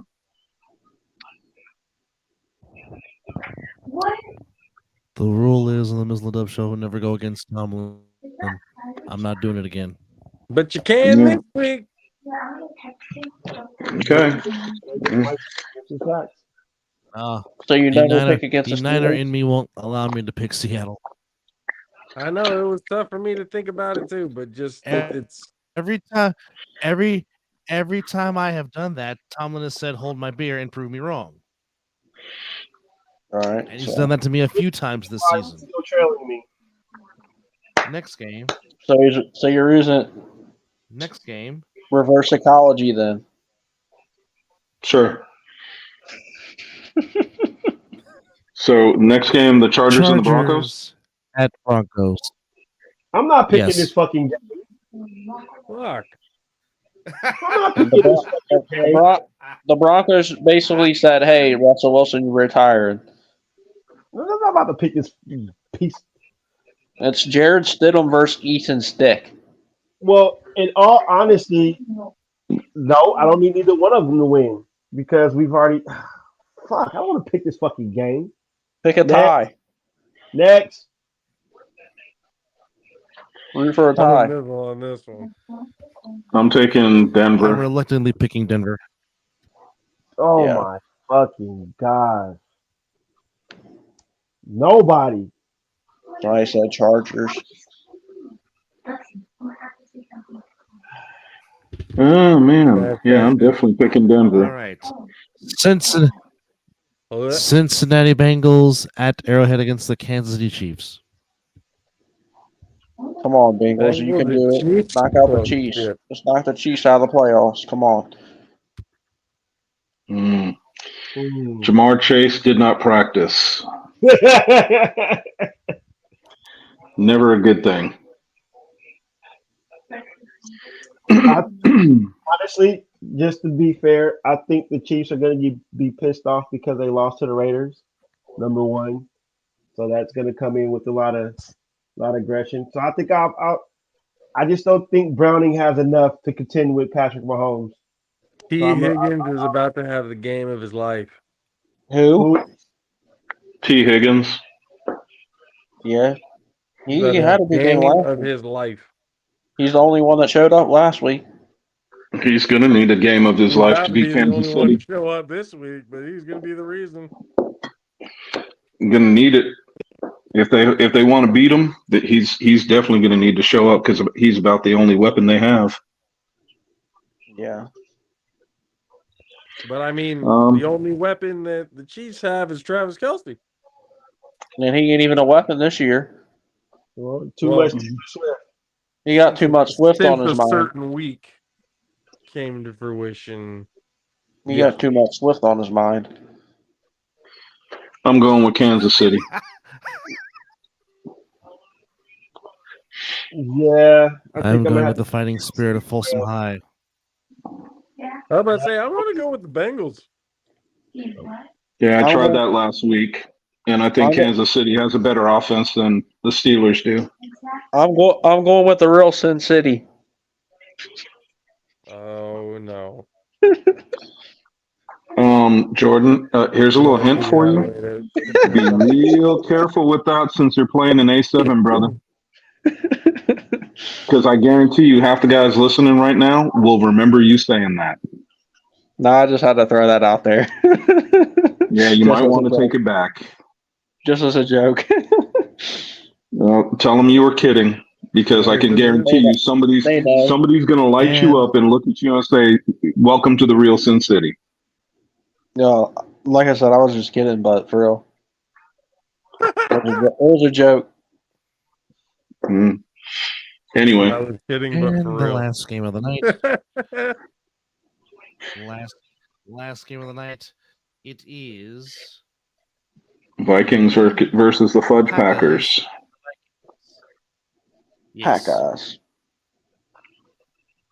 Ooh, that's another game versus for playoffs. Jordan Love.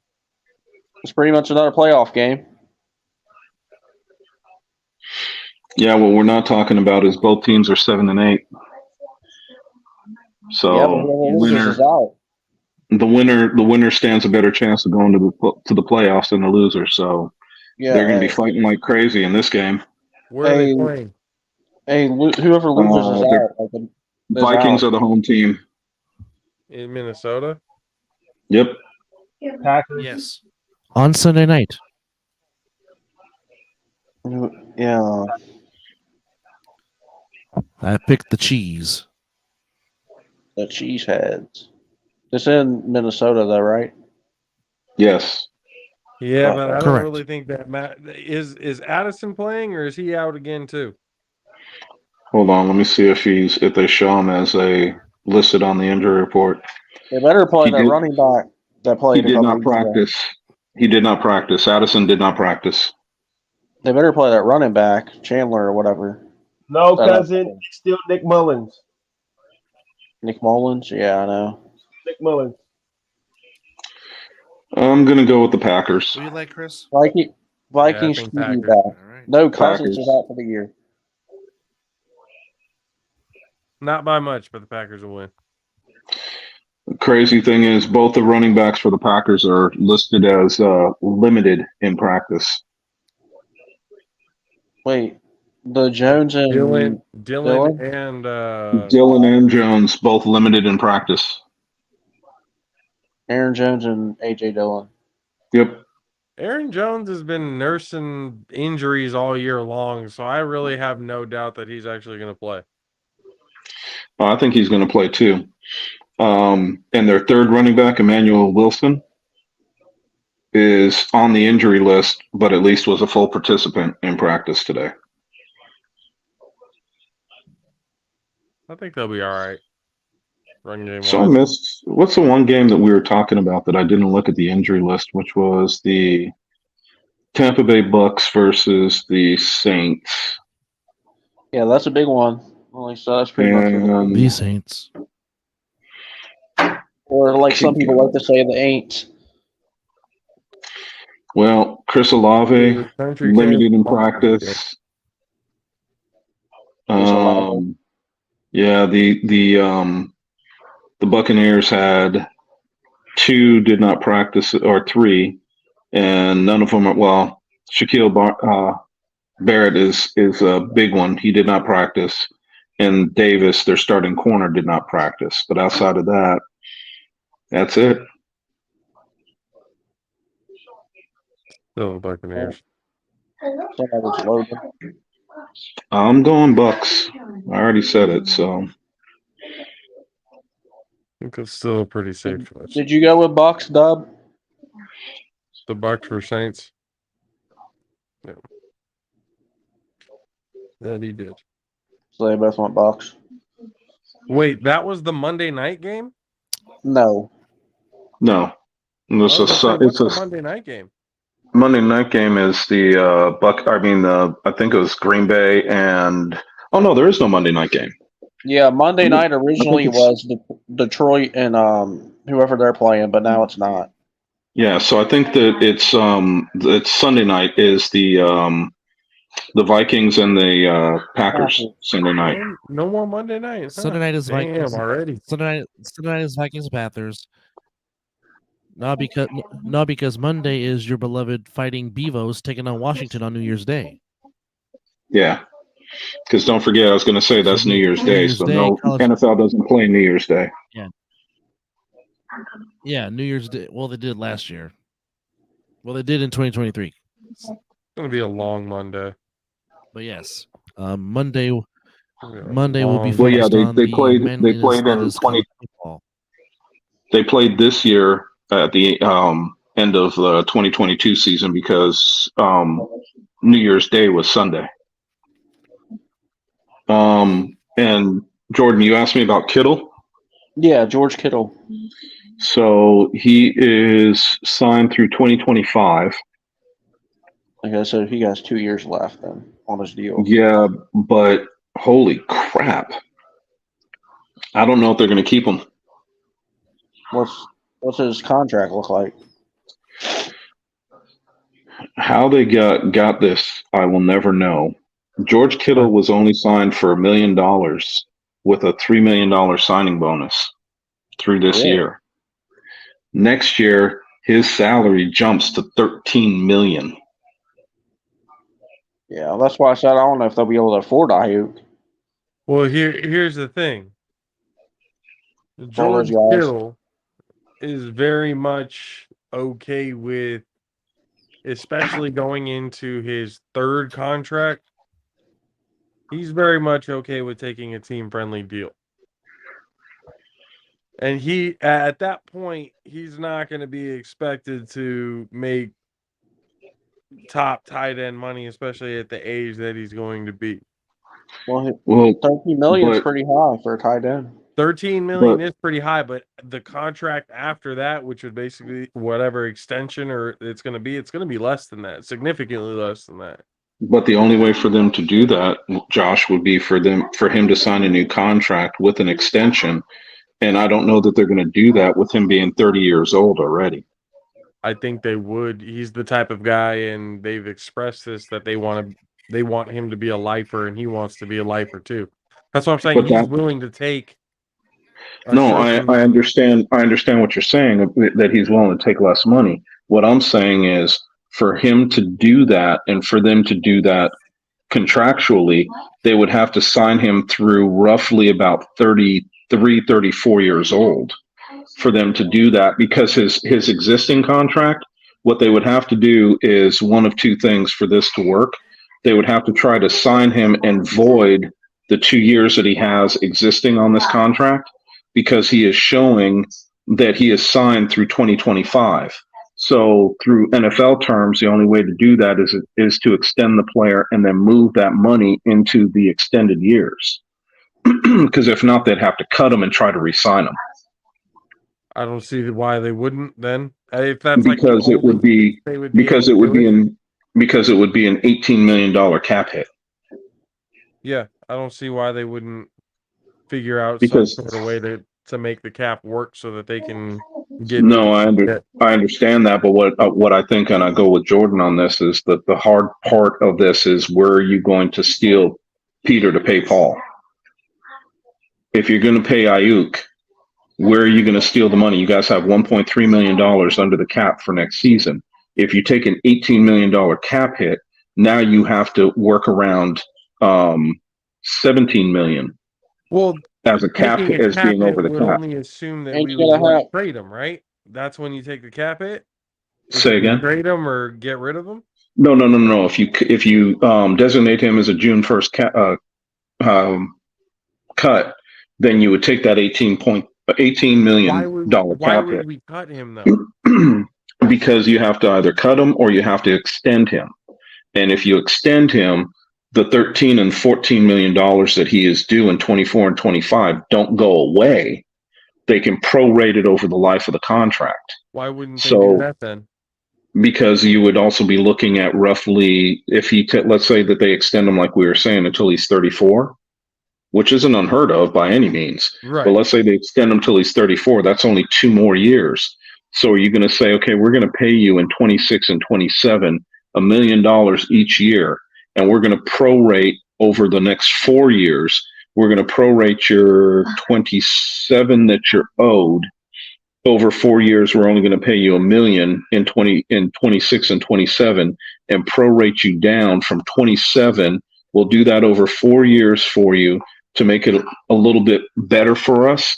You're still looking at almost, for 4 years, you're looking at roughly about $10 million. So you're gaining 7 on that deal. Okay. So why is that like? No, I'm not saying that that's a bad thing. You'll take that, or no. I'm not saying that that's a bad thing. I think that that's one way. But what I'm saying is, if you only have 1.3 million, now you just gained 7 million. So now you're at 8 million going into 2024.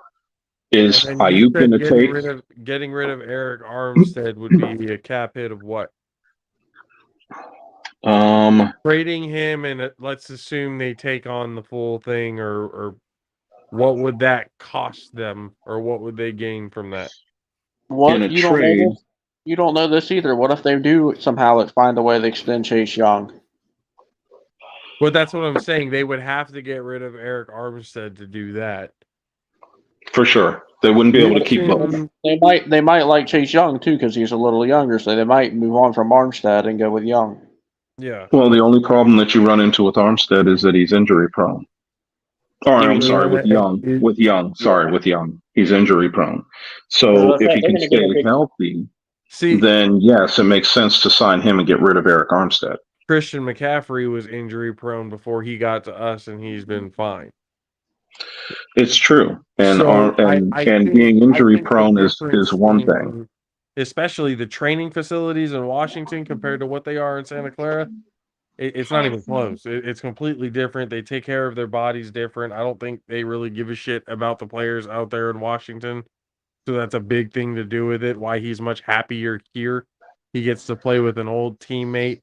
He has better, nutrition. But my question mark, technology. But my question mark is, why did he decline to sign with you guys when you made the offer? Okay, come back. Probably the offer wasn't big enough for what he was looking at so far.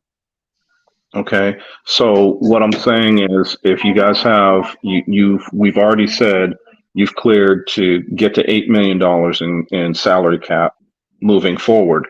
So Chase Young is looking for a new deal. Brandon Ayuk is looking for a new deal.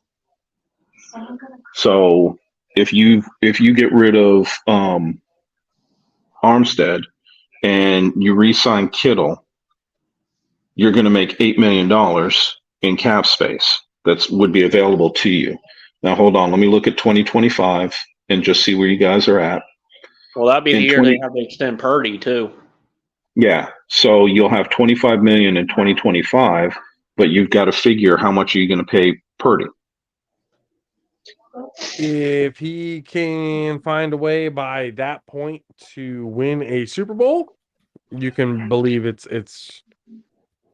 unless he pulls a Brady and takes a super fucking team friendly deal. But even now, a super team friendly deal is like $35 million. I mean, so it's like the number is going to be huge regardless of, team friendly deal or not team friendly deal. He's going to be getting paid a whole hell of a lot of money. And when that happens, that's why they say the window at this point to kind of capitalize on it is right now, because in the next 3 or 4 years, these problems are going to become realities, and we're going to have to be making decisions on who we keep. I think that's going to start with you guys next year. Probably why you're gonna have to now. Yeah, you're gonna have to start making some real choices, because while you can manipulate the salary cap, you've got to look at who you have coming up. And the other question mark that I have is Christian McCaffrey. When is his deal done? Is his 2025 as well? Because they extended him too. I'm looking at it right now. When they traded, I think he probably got 2 or 3 years left. 2027 is when he'll be a free agent. 2027. Oh, okay. 2027? Oh, we're good. We don't even got to worry about that. We're good. No, 2025 is when he'll be a free agent. I'm looking at it right now. He's 29 years old. His contract base salary is $12 million. How they value running backs right now, I don't think they're going to need to worry about paying him a shit ton of money, especially at 31, 32. This is going to be his last contract. They're not going to give him another. Like the contract he has now is the biggest he's going to get. Well, he's not going to get another contract. But Josh, you got to keep in mind your cap hit right now for Christian McCaffrey is $3 million. Ooh. Next year it goes up to 14. How much salary would they save if they somehow let him go? If they let him go, your dead cap hit would be $8 million this year, $6 million next year. I don't like the dead cap part. Well, how much money would they save? Again, dead cap hit would be $8 million this year, $6 million next year. So they would save $8 million? No, they would save, because his cap hit next year is 14. So they would save basically $6 million. Oh, okay. Mm-hmm. I think you suck it up and take it. Yeah, but I say I wouldn't save $6 million. If it's just $6 million, I wouldn't. If it's just $6 million, I pay it and say fuck it. Yeah. So it's basically coming down to, would they prioritize taking somebody like Chase Young or taking Brandon Ayuk? Okay, and but giving the track record of how John Lynch keep the defense. Hold on, you gotta keep one thing in Brandon mind. Ayuk go. But you got to keep one thing in mind when you're looking at these numbers. When I told you over the cap, your salary cap figure for next year is $1.3 million. That's everybody who's under contract next year. Yeah. So that $1.3 million, that $1.3 million that you have right now is everybody who's under who's under contract, which means that's taking in consideration Christian McCaffrey. So if you got rid of Christian McCaffrey, you would free up $6 million. If you got rid of Eric Armstead, you'd free up another $7 million. So that puts you at 15, basically. Around 15. Yeah. You would have to start cutting people, and Brandon Ayuk, I guarantee you, is going to be looking for probably 20. He's going to be looking for what I would consider because he's considered wide receiver 2, but he thinks that he's wide receiver 1, so he's going to be looking for bigger money. Yep. Yeah, probably 20 mil. At minimum. Yeah, I think you can look up. I think you can look up his market value. He'll ask somewhere around what Debo's making, or a little bit more than that. Really, you think so? Think so. Yeah, they're not gonna. I think he'll make the case that when it comes to two aspects of the game, route running and run blocking. Here's the good news. Got a bit of an edge on Debo Samuel. Here's the good news. He's signed through 2024. Who are you? Yep. So we've got him. But the contract talks are going to start happening next year. Yep. So you got him for 2024. So you guys are good next year then with him. The only problem is, again, he goes from $2 million in salary cap to 14. Dang. Yeah. But well, even still, with all of that, it's still, $1 million that they have left over. They still have everybody under contract. Everybody's good. It's just we don't really have the luxury to look around for extra pieces unless we figure out a way to move money around, restructure contracts, however it is to be able to kind of get things done the way that they've been. Because again, they have top 5 contracts in 5-6 different positions, and they're still able to afford this team. Well, here's another one. Even with everything that's going on. So if everybody's still under contract by next year, and the numbers with everyone in contract is 1.3, I think they're okay with that. That's still a pretty solid squad. They don't have to look for much. When's Trent Williams a free agent? Okay, well, right now we know that Chase Young is gone next year. If that's the case, the last year of his contract has been voided at $17 million, so he's gone. Who did you ask about? Trent Williams, the left tackle. He's retiring after this contract. We won't really need to worry about that. I was going to say he's getting older, so I knew he's probably up. He's already talked about it, and he's battling some medical things and stuff like that right now, to where it's like, he's on borrowed time when it comes to his playing days. So it's kind of Jesus Christ. I believe he might. I think after this year, he might have one more year left in him before he retires. No. You want to keep him. What you want to keep him? Well, what's with the contract there? This year, he was getting paid $1.1 million. That's it? Wow. Next year, it jumps to 20. Oh, he took a friendly cut. The year after that, 22, and the year after that, 32. Oh my gosh! Damn. How old is he going to be then? Around a little bit longer than I thought then. Wait, how old is he going to be? How old is he now? Like 30? 35. He's 35 right now? Yes, sir. So he'll be almost 40 making $32 million? 38 making 32. Damn. Yeah, you guys retire before then. You guys are going to have to probably get out of that contract. If you cut him next year, it'll cost you $29 million in dead cap money. What if he retires? There's a retirement settlement that goes through. I don't know the percentage of the contract, but I believe your dead cap hit is amortized over the rest of the contract, which would still put you at $10 million, if not more, in dead cap money. I mean, 10 million is a whole hell of a lot better. I don't think I've ever heard of that. What's that? 10 million is a whole hell of a lot better than 20. Yeah. I don't Jordan, think I've ever heard of a tackle getting paid $32 million, especially when they're almost 40. Well, That'd be crazy. He deserves it. That's I thought by the he's way, making that now. He's the best left tackle in the game. That's his base salary. That's nuts. That's not including incentives or anything. His cap hit for that last year is $37 million. Ouch. Holy shit. What is it the year before that?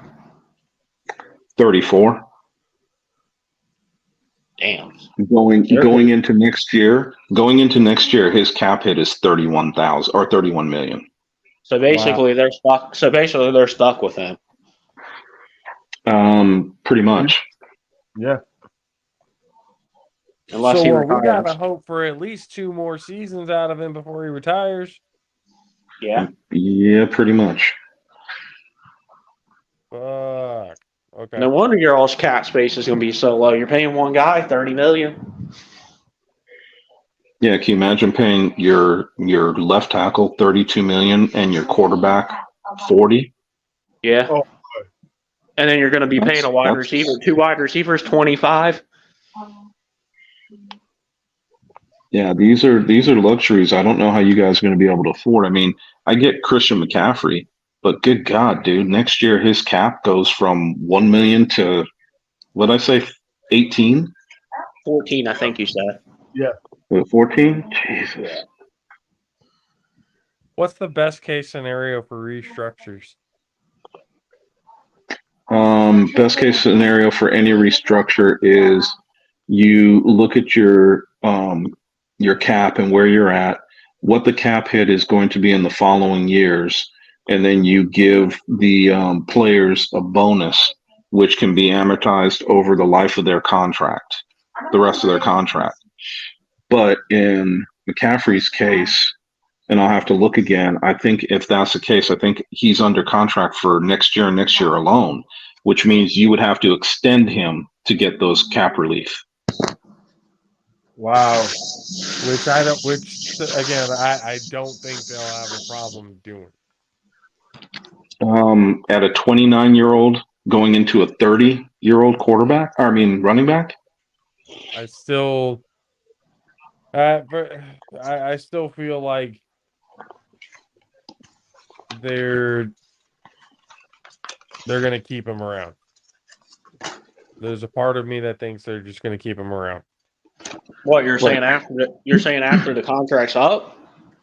Yeah, they'll restructure, re-sign. However, they're gonna. He's not gonna make anywhere near what he's making now, but they're gonna re-sign him to some sort of deal to where they'll get to keep him for. Well, we gotta see too, and he'll retire a 49er. We gotta see too next year. Does he slow down a little bit? Okay, all right, but here's the problem. He's going to be. It's 11 million next year, 12 million in 2025. Yeah. So if you want to get him and you want to say, okay, we want to lower your cap hit, which is cap hit is 14 million next year and 14 million in 2025. If they want to lower the cap hit, they're going to have to extend him, and he's already signed through 2025. They're going to have to extend him to really get any kind of relief until he's 31. Which I think they'll do. As your starting running back? Yeah. How many 31-year-old running backs are in the NFL right now, would you say? Very, very few, maybe 1 or 2 if I'm not mistaken. I think Raheem Mostert's only one. Yeah, but Raheem Mostert didn't play most of his career. He just started playing full time. Yeah. So that's not a good situation. I don't know that I could make a reasonable play to say why I would think that McCaffrey would be on my team as a 49er. with into the 31. restructuring and re-signing and everything else like that, where would they, to be effective and kind of saving them money, where would they need to, if the cap hit is going to be 14 million for 2024 and 2025, after that they would need to get if they're going to re-sign him, the cap hit's going to be what, less than 8, 7, which by then, if they're re-signing him to they basically have him to the end of this contract. If they re-sign him to another contract, he's not going to be making them as much to where the cap hit's going to be 14 or anything around that number. It's going to be closer to 7 or 8, the amount of money that they're going to be paying him. Because Not by if then they, they're not going to be paying him that much money if they re-sign. not if they, no, not they can't re-sign him. They'd have to restructure his deal, add years onto his contract to amortize that over those extra years, so that way they get cap relief. But why can't they re-sign him? Why can't they just write it out to the end of the contract and then basically do a new deal at that point to where it's a little bit more team friendly? You are in fact re-signing him by restructuring his deal and extending him 2 more years, because he's only signed through 2025. So what I'm saying is, because he's already signed, you're going to restructure his deal, take it through 2027, and give him bonus money that you amortize over those last 2 years of his contract. So that way he's in fact taking less money, but you're just giving him as a signing bonus right then and there. So that way you lessen his cap hits for 24 and 25. But the question mark is Christian McCaffrey going to be able to play until he's 31 years old as a running back, where running backs in this game start to lose it starting now? But to say, actually, I think the last running back to play in his 30s that played for a while was Rank Gore. I believe you're correct. And I think that's kind of, I think 31 for somebody like Christian McCaffrey, I don't think it's necessarily as far-fetched as we may think. And I think by then... Look, I think anybody has a chance for injury at any given moment. Oh, of course. And I'm not ruling that out at all. But the fact of the matter is, you guys are already paying him above and beyond at $14 million over the next 2 years. You're already paying him as practically, I think, the number one running back. So the only way to lower that cap hit, like I said, is to extend him those 2 years. But at $28 million, the only thing you can really do would be to take that at $28 million and amortize it over 4 years. That's truly all you can do. So then that would make the cap hit down from 14 to what? Well, it would make it go from 28 over 2 years to 28 over 4 years if he doesn't take any other monies. So basically 7 a year on average. So then why would that be a problem for them to take? The question mark is, why wouldn't Christian McCaffrey do it? That's the better question. Yeah, that's the better question. We're sitting here talking about it from a team standpoint, when really you have to look at it from both sides. You owe me, as a player right now, you owe me $28 million. If you cut me, your cap hit is going to be $15 million. So I can take the 14 next year, and then we can talk. So how much longer do you want to sign him through? Because that's truly his leverage.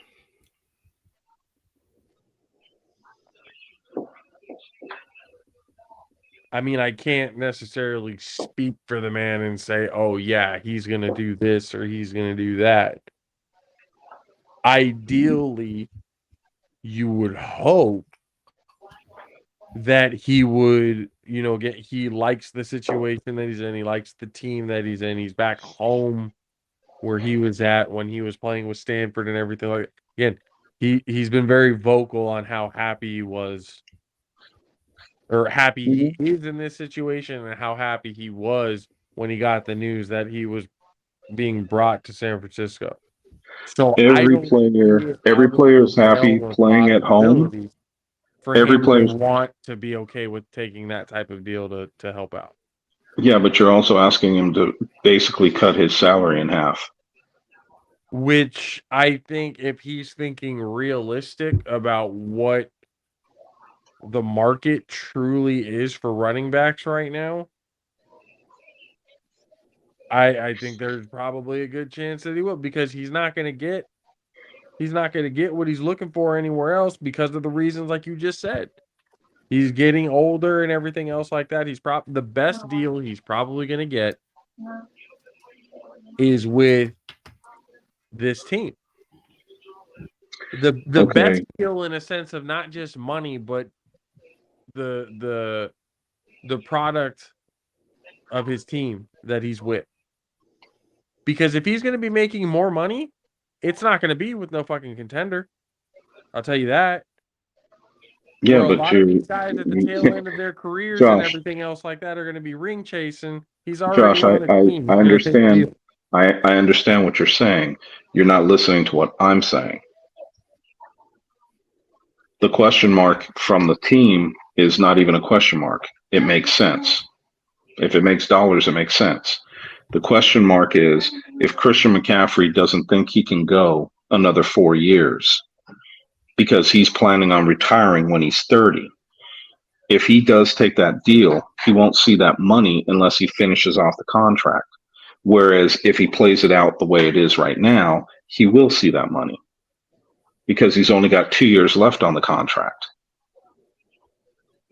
So you're going to a guy who made $1 million, already took it in the shorts for you guys, already gave you a hometown discount at $1 million for this year, and you're asking him to do it again to get paid that much less when these are his two pay years in 24 and 25. So is that under the assumption that, like you said, does he think he's going to be able to go that long? Does that go under the assumption that at the end of this contract in 2025, we're looking at a possibility that he's not going to be in the league anymore, that he's going to retire? It is. Because it if is a that's very. the case, It is a possibility. over. We don't need to worry about a cap hit at that point or cap anything after that point. No, We're done with you're the contract. He's you're retired. 100% right. But you're only done with that in 2 years, and in that 2 years, that's $28 million. Again, we're thinking about the situation, or what we were talking about was a situation as far as what we thought. You guys, where can you steal money to pay some of your soon-to-be free agents? And it's one of those toss-ups with Christian McCaffrey. Is he going to stay? Brandon Ayuk would be another one. Can you guys afford them after the 2024 season? Brandon Ayuk, I don't know, because like you said, he's probably more looked at as a wide receiver too. Yes, he's a good route runner and everything else like that, but he's more of an ideal wide receiver too. But he's going to be looking for wide receiver one money, and that's why he's probably not going to be re-signing with us. So I would love for them to be able to figure out somehow, some way to keep all the best players in the world. But realistically, that's not going to happen. And I mean, you looked at the cap for next year, it goes up. The year after that, it goes up. And the year after that, it goes up. So there's other things that they can kind of wiggle around and do. If it makes sense for the players and it makes sense for the team, I'm not saying it can't happen, but ideally in this situation, when you look at it, this is their window. This is their Super Bowl or bust window. Correct. And just like the Rams for the last 5-6 years, they've been trying to gather all these players, and then eventually it's going to cost you. And you need to do a purge just to get under the salary cap to make sure that you are able to, because if you're over the salary cap, you cannot You cannot be part of the draft. Yeah. So it is a little bit of a concern because of the situation with cap money, and you guys only have, if you guys had like 58 million in dead cap, it would make sense for you to make some of the moves because you know that you're going to get that money back. But you guys don't. You have $6 million in dead cap space. Yeah. So it is a big. I hate to put it any other way, but a big ouch with the situation. Yeah. You know, so yeah, I mean, for a lot of teams, it's going to be interesting. There's a lot of teams that are, you know, I thought you guys would get some relief in 2025. You don't. You actually, 2025 is only 25 million. And then 2026, you guys are at, where did I just see you? 112 million. And you would think that that's a lot, but believe it or not, in 2025, the Panthers have 254 million. Dub, is that Dub right here? Dub, are you right there? Yeah, I think that was Dub. But I'm gonna get, man. I gotta get up at 5 tomorrow, so I'm gonna take my break. I think I gotta get ready. It's already what, midnight? Yeah. Yep. 15. God damn, another 5.5 hour show. What are we doing with ourselves? Beating ourselves up, man. Beating ourselves up. We enjoy sports too much. That's exactly what it is. You know, start talking about this crap, and we go all kinds of different directions. Dub probably is off, going, man, I'm done. Gotta go to work tomorrow. I saw Dub dozing off a little bit back there, so I wouldn't be surprised. I wouldn't either. Appreciate y'all for having me on for this one. You got it, Josh. Have a good one, man. We'll talk to you next time. Fuck yeah, we'll talk to y'all next week. All right, man. Thanks.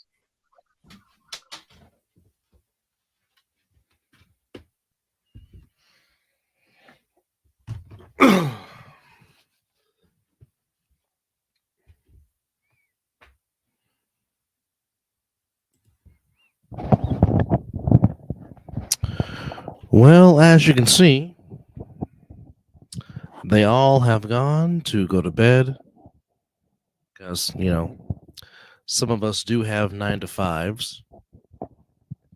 But for those that came through and commented and came into the chat to chat with us, we say thank you. We say we appreciate you. And of course, we thank you for all your support in helping this podcast grow since we went into studio back in May of this year. To everyone that came on to be a guest, to everyone that called in, to those that in their own way helped to be a part of this show called The Other Side of the Ball, we thank you. We appreciate you. And the sky's the limit, hopefully, for the show going into 2024 and beyond. But now, I myself am going to go to bed like the rest of the panel has gone. From all of us here at The Other Side of the Ball, we say thank you for your support. Thank you for your contributions. Thank you for your subscriptions. And thank you for contributing to this show and many other shows before. And we also say, you guys continue to be safe. Happy New Year.